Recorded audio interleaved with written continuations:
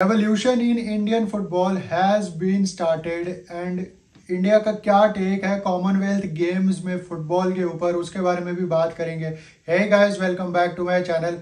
And अगर आप channel पे पहली बारी आए हो तो make sure you subscribe to this channel, क्योंकि यहाँ पे आपको इंडियन फुटबॉल पे डेली रिलेटेड वीडियोज़ मिलती रहती हैं। So make sure you subscribe.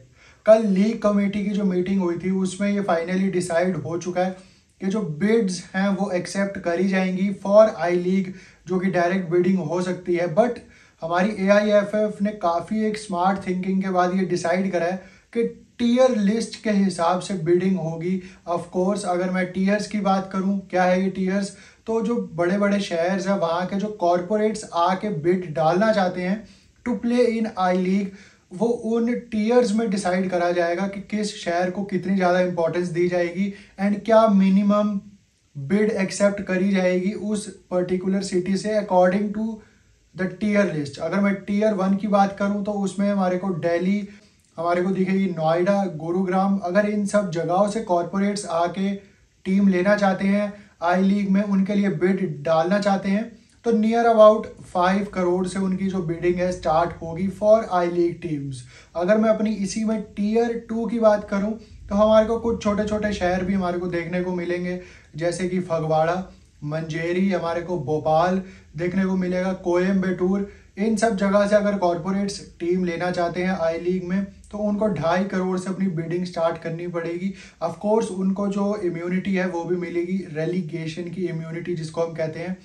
But अगर मैं अपनी टीयर 3 की बात करूं, वो है पंचायत के अंडर। अगर वो विलेज में उनको प्रेफरेंसेस दी गई है, एंड ये मेरा फेवरेट टीयर है, क्योंकि टीयर 3 में हम देखेंगे कि विलेजेस से जो टीम्स बन के आती हैं अंडर पंचायत सिस्टम्स, अगर वो कोई बिड डालना चाहती है to play in I League, क्योंकि हमारे को पता है कि हमारे जो विलेज एरियाज में भी काफ़ी ज़्यादा टैलेंट है एंड काफ़ी अच्छी अच्छी टीम्स हैं वहाँ पे भी, रॉ टैलेंट हम जिसको कहते हैं।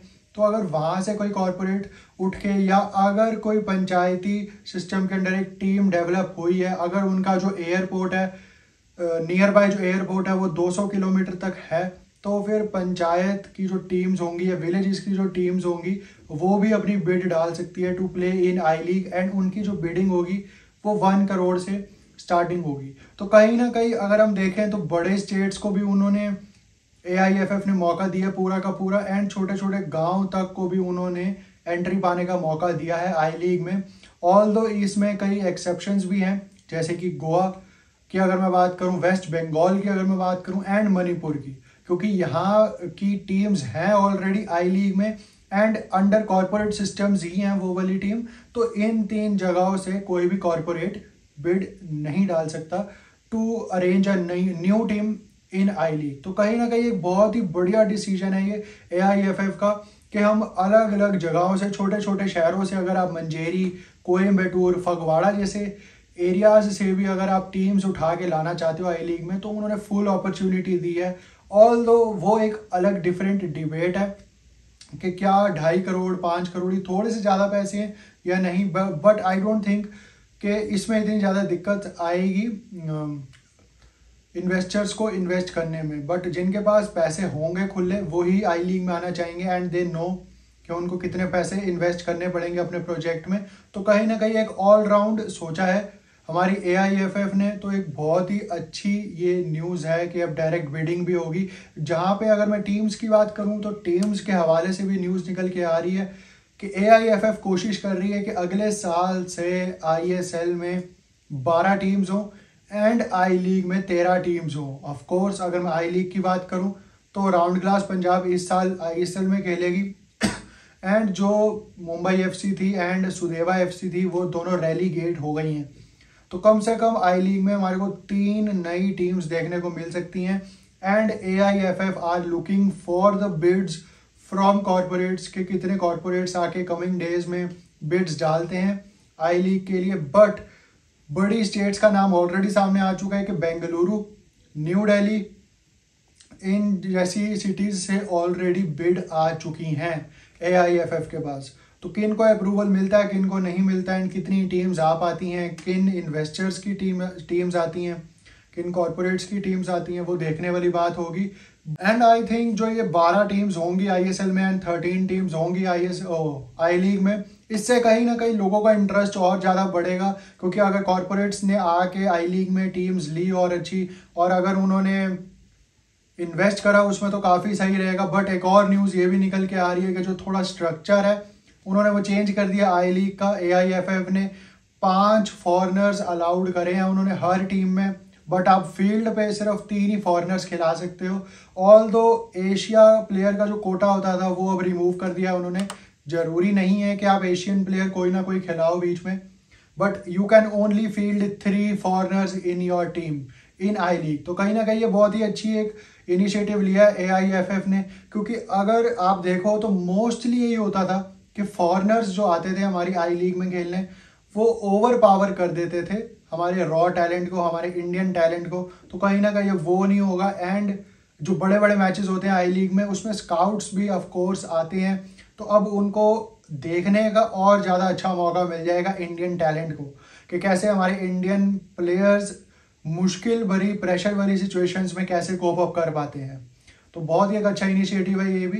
बट काफ़ी एक और बड़ी न्यूज़ निकल के आई कल, जब ब्रिस्बेन में कॉमनवेल्थ गेम्स की मीटिंग चल रही थी, तो वहाँ पे हमारी IOA की प्रेसिडेंट एंड हमारे कल्याण चौबे जी, PT उषा एंड कल्याण चौबे जी वहाँ पे मौजूद थे, along with 21 more countries representatives, जिसके अंडर हमारे जो कल्याण चौबे जी हैं उन्होंने एक पॉइंट रखा कि फुटबॉल को इंट्रोड्यूस करना चाहिए कॉमनवेल्थ गेम्स में, जैसे कि हम ओलंपिक्स में एंड एशिया गेम्स में भी देखते हैं कि फुटबॉल होती है वहाँ पे।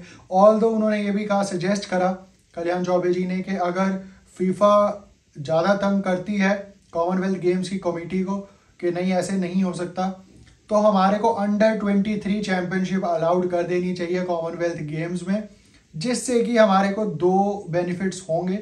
सबसे पहले एक्सपोजर मिलेगा वीक टीम्स को, एंड सेकेंड पॉइंट, जो वीक टीम्स हैं वो अच्छी अच्छी कॉमनवेल्थ गेम्स की जो कंट्रीज़ हैं, जैसे कि अगर मैं बात करूं कनाडा, घाना, अगर मैं इंग्लैंड की बात करूं तो अंडर 23 की भी जो टीम्स हैं इन 3 देशों की, और भी ऑस्ट्रेलिया भी आती है बीच में, तो इनके अंडर 23 की टीम्स के अगेंस्ट भी अगर छोटी कंट्रीज compete करेगी तो बहुत ही एक अच्छी वैल्यूएबल वो एक्सपोजर होगा, रिगार्डलेस के क्या मेडल्स मिलेंगी टीम्स को, बट एक बहुत ही अच्छा एक्सपोजर मिलेगा, क्योंकि ज़्यादातर हमारे को इन बड़ी टीम्स के अगेंस्ट खेलने को नहीं मिलता।